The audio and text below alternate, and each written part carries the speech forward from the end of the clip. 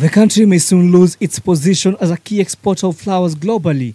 This coming after a multinational flower company decided to shut down its doors by the end of the year, further denting the much-hyped improvement in the ease of doing business in the country.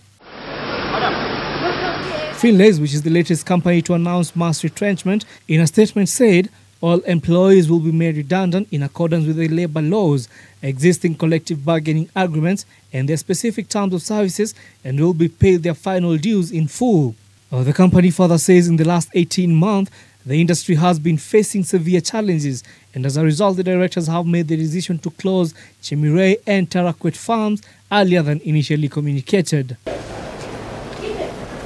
This clearly explaining why the country has been experiencing a slowdown in economic growth, contrary to what the government promised in double-digit growth. The question perhaps you may have wanted to ask is not the word recession, but rather is the economy softening?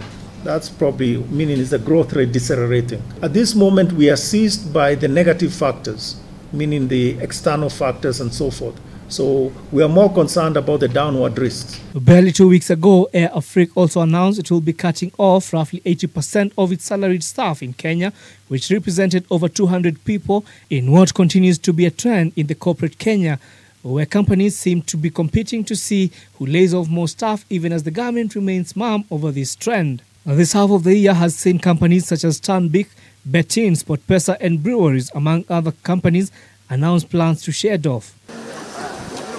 The questions Kenyans will be asking is until when will the government remain mum over the increasing number of jobless youth in the country, most expressing their dismay in the recent appointment of the so-called oldies to head key parastatals.